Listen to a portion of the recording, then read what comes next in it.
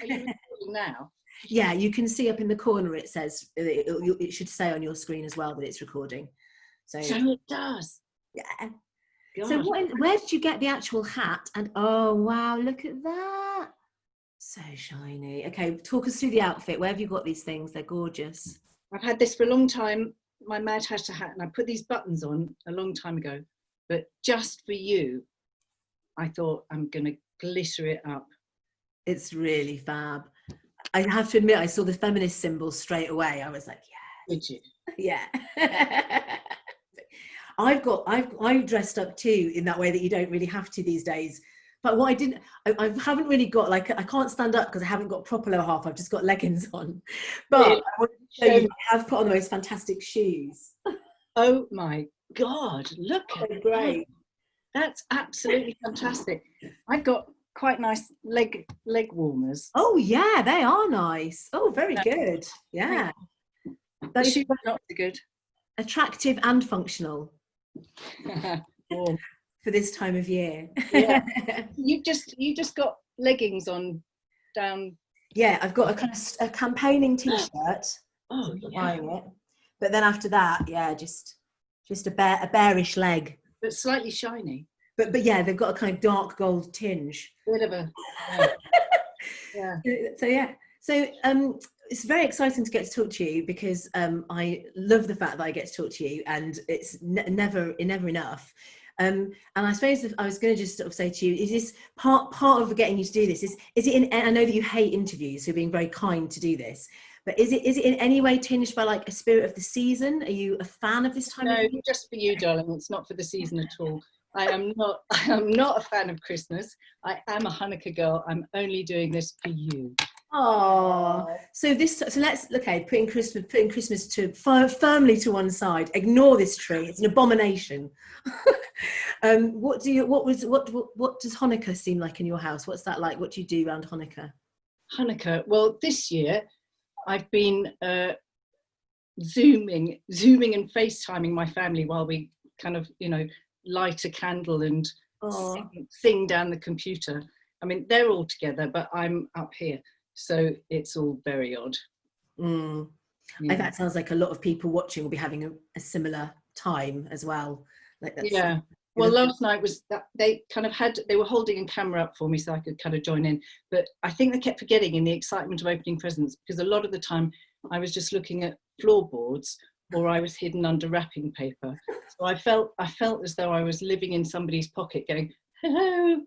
I was going to ask you, because basically, obviously, having got this book, then this little girl was then like the poster on my women's committee room wall when we were, at uni. And I honestly think I was thinking about it. I think I might have even been thinking about her a little bit when I named the theatre company.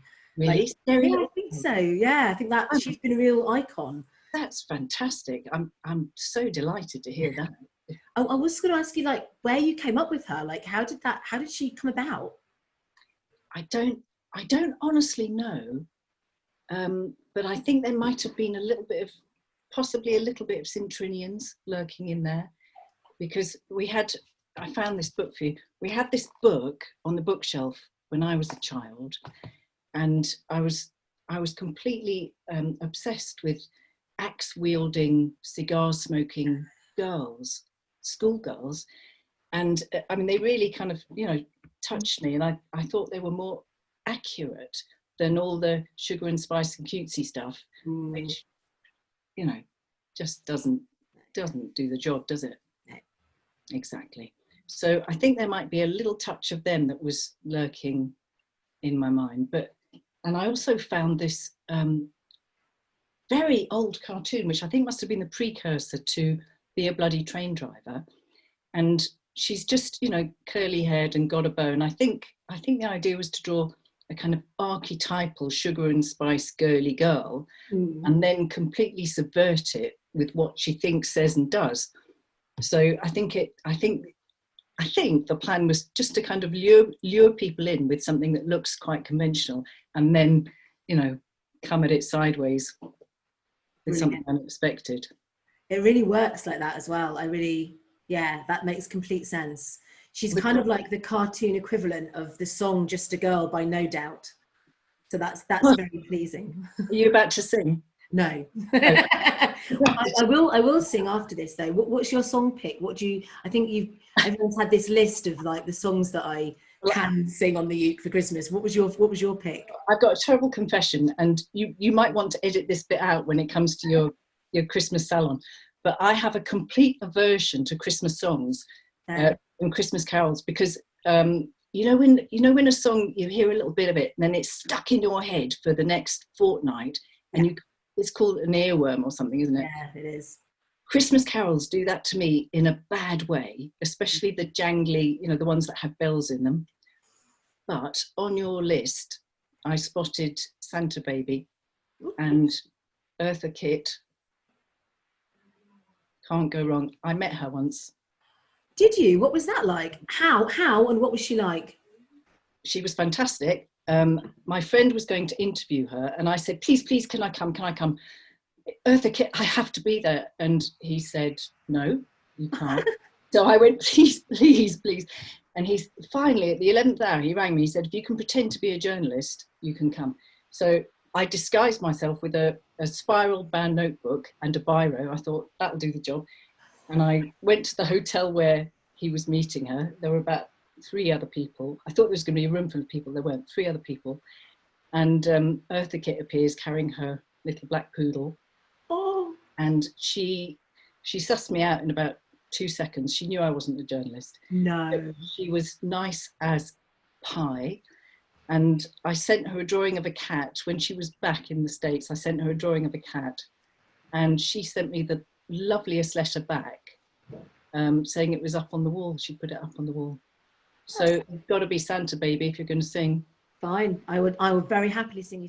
Now, how did Eartha Kitt rumble you? Did you jump up and down? And you missed a story. I did. Did you jump up and down saying, I'm not a journalist, I love you, or something like that? How did this? I think I was probably just sitting there being a fangirl, being a very obvious fangirl, because I did love her.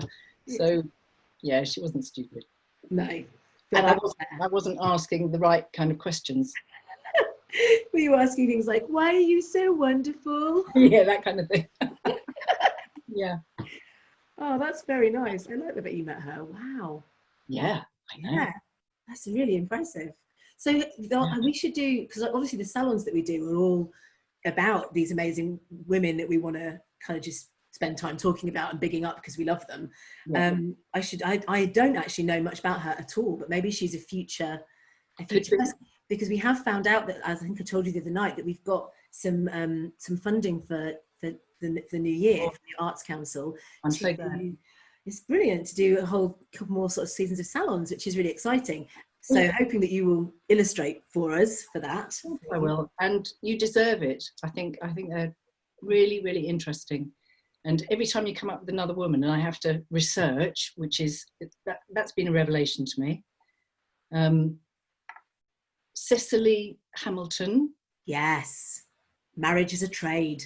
I had no idea, and you suggested that I read How Women Won the Vote, which a satire, which was very funny. That was delightful. So I've learned a lot. You brought so much to those pictures though as well. Were there any that kind of stuck out to you that you particularly either liked or didn't like drawing, like found particularly difficult or particularly interesting to draw? Funnily enough, I found, and this was surprising, Tove Jansson, who obviously I adore, I love, how could I not? And searching the internet for a kind of good image as reference, and there are always the same images. You come across the same image over and over and over again. And with Tove Jansson, she was always wearing flowers in her hair and looking a bit whimsical. And I thought, that isn't, things get cast in stone on the internet, and there's more. So it's always involved searching and searching for something else. But the picture that I found of her drawing, it doesn't do her justice, but at least it's not kind of whimsical. Oh, it's a great picture, and no one's seen it yet because that's going to be coming out after this show. It's like a New Year one, so it's nice to sort of a little tease for people, but it's a fantastic picture and quite meta, because you as an author and illustrator yourself were illustrating her at work as an author and illustrator. And she's especially fascinating because apparently, I didn't know this before, but apparently she got very sick of drawing the Moomin cartoon strip, because that's what people wanted from her. You know, they wanted Moomin trolls, but she wanted to do other stuff. So it got to the point where she was really fed up drawing the bloody Moomin trolls all the time. Did she rebel in a, like, did she, I mean, she must have stopped, mustn't she? Because she wrote loads of adult books, didn't she? I think I might be wrong about this. I think she passed it on to another family member, and she got on with her paintings. That's and interesting. I've just read one of her books of short stories, and there's a short story in there about an illustrator who basically is, it's really from the point of view of the person he hands it on to. It's a famous comic strip that the whole country loves and wants more of, and it keeps getting handed to different people, and they do their stint and they go sort of mad and then they hand it on, and it was so I guess that was a bit, it felt like it might be a little bit autobiographical. Yeah, probably was. Yeah, it's funny that you can have a character and then give it to somebody else to carry on with. Very odd, isn't it? Yeah. It's like being a parent saying, I'm a little bit tired of this child. You take them. Take them off my hands and be their parent. Simone, that's another one that was a revelation to me. I didn't know that Nina Simone's husband was so abusive. I had no idea. I mean, all the things that she was dealing with, such a fierce, scary woman. And she had a husband that she was scared of. I mean, who was her manager as well. So he's managing her career and her, I mean, talk about coercive control and everything. It's really thorough domination of her life and liking. Yeah, horrible. I'm surprised that isn't kind of, I mean, it's not normally what people talk about, is it? No. But it must have had such an impact on her life. Yeah, huge, I think. And it makes it really sad when you think about or read or sing, My Baby Just Cares for Me and things like that. It's sort of really, she wrote that about him, and yet you sort of think like, oh, how little did he deserve that song, It's very sad. Yeah. Was it quite challenging to draw Marilyn Monroe? I remember that going back and forth between us quite a bit, because she's so performative in her pictures. It was hard to get to the, because what's lovely about the pictures you do for our salons is they are really beautiful. They really show your background, I think, as a fine artist, but they really capture something very unique about the truthfulness about the person we're about to do the salon about, which I really love. And she was quite hard to get to for that, wasn't she, I think?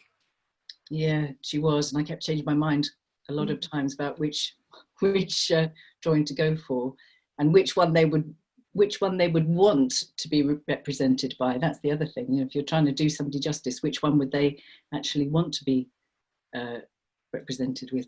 So I think with her, in the end, it was her kind of professionalism, her craft in being the character that she was acting, that she was performing.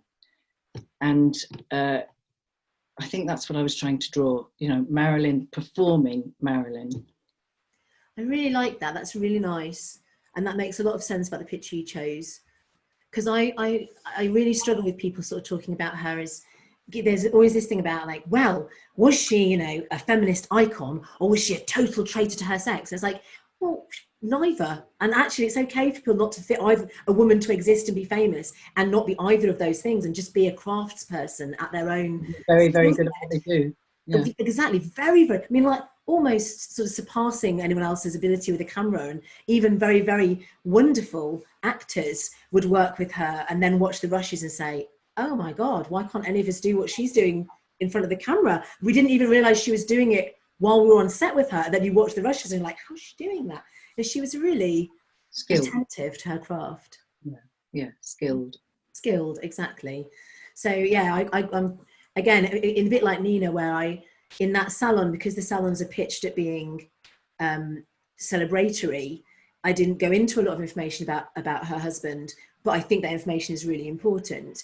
I also think a deconstruction of Marilyn Monroe as an archetypal sex symbol is really important, because actually it would be very liberating for women to not pitch themselves as, you know, maybe hyper childlike, super powerless, you know, super fluffy. Maybe that is, I think that's a really useful, and like I really, you know, think that, you know, Joan Smith's Misogyny's essay on Marilyn Monroe is really important. But equally, in the salon that I'm going to do about her in the new year with your wonderful picture, that we'll be talking about her as I want to celebrate her as an actor and a craftswoman, because that's what I like best about her, I suppose. Yeah. I was also thinking, having just said I basically robbed your work to name my company, I also do very specifically nick a line off you, that in your wonderful The Trouble with Women book, the line about women rescuing other women from the dustbin of history. I talk about that a lot. I think it's a brilliant analogy. When I read that bit of that book, I was like, oh, yes, that exact thing. And are you sort of in the middle of planning where your next project might be in that, and will it cover any of that kind of stuff? Is it about other women, or or is it more personal? Have you got plans for next? Things mulling. I'll just show you my empty desk waiting for a book. There you are. Oh, it's lovely. Wow. Oh, talk me through your desk area.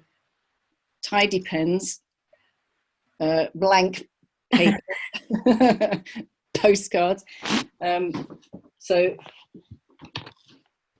I don't know which idea will come to which one will win. I don't know which one will win. Oh, have you got an embarrassment of riches? Have you got various bubbles? There are a couple kind of fighting with each other. Yeah, because when I finished The Trouble with Women, that could have just gone on and on. That kind of came to an end because of the publishing deadline. You know, at some point they say, time's up, you've got to stop. Which is a shame, because while the momentum's going, you want to just carry on. But then it all stops and you have to do all the other stuff. And so then it's quite hard to pick up from there and think, I'll put in all the women that didn't get a mention. So it might be something completely different. It's really what makes me the most angry at the time, you know, which issue needs something saying. And then when you reach the point of uncontrollable anger, that's when it'll sort itself out, won't it? Which one turns into a book. I like the idea of like uncontrollable rage manifesting as your muse. It's like a sort of dogfight pit of rage, of different issues sparring with each other, and one of them finally is like, I will be born of you. Yes. Yes, it's me. Yeah. Brilliant. What do you have to do when your book's released? Do you have to do all the book tours and go around and talk about it, or are you when it's finished? Yeah, you do. Yes, author torture, it's called. Unless you're a big show off and you love doing that kind of thing. Yeah, you have to. I feel sorry for audiences, because I mean, I'm the same. You know, you read something that you like and you want to know about the author, and you can't really help that. But you have to bear in mind that it's the work that is probably the best. The best they've got to offer is in the work. Otherwise, we'd be performers. Nice. Oh my goodness! Look at this happening. Thank you so much. So arrived. Cheers, my dear. The other thing, you mentioned your publisher. Well, just drink to your mother first. Yeah, nice. To my mother's. Came back. I get it. Sort of jacket off because I'm warm. Unrobing, sorry. I might even take my bra off in a minute. It's like, it's not out of the question. Bring it on. Camping, or are you going to rent somewhere? No, I'd like to sort of do a different week on a few different different islands, so we could have a little property and then people can visit. That's my ultimate plan. So if you rent quite a large house, yes, exactly, several rooms, bra off. Oh, well done. That was very clever. I didn't even know that happening. If we had little moustaches on with our corsets and our cabaret stuff, we were so confusing that people wouldn't harass us. And And if we didn't, literally just with eyeliner, paint on a moustache, then we just got touched everywhere. It was the weirdest thing, honestly. And yet, if you just drew on a little pretend moustache, people were just like, well, it fritzed them for long enough that they didn't bother you. Stay right there. Now that you've said that, yes. Also, all women look gorgeous with little moustaches on. Look at that. Oh, my little thing. Brilliant. So that's going to protect me. Yeah. Really weirdly, I don't know why, but yeah. Keep the gropers at bay. Yeah. This is the awkward goodbye. Yeah, awkward goodbye now. Awkward goodbye. So doing your most like slick. Can I just say, I can't even see where I'm supposed to click to get out of here. Perfect. So anything from here. Yeah. So and but all the time, like really happy about it because any minute now. I'm off. Are we off? Are we You have off? to keep smiling. Because you got to check. Yeah, there. Yeah, in this notes. It's. Oh. Did we go? I don't know. We're not gone. No, Okay. we're not gone. I've got nothing to click. Oh, God. I could basically do this to you for hours, couldn't I? Because only I could end the meeting. That's what I'm waiting for until you do a leave meeting thing. I've got nowhere. You just got to sit there. I was searching for it because the first time my niece said to me, "Do you want to leave the room?" I actually got up and left the room. Oh, brilliant! That is awesome. Yeah. That's what she was talking about. I had no All right. That's how much I know.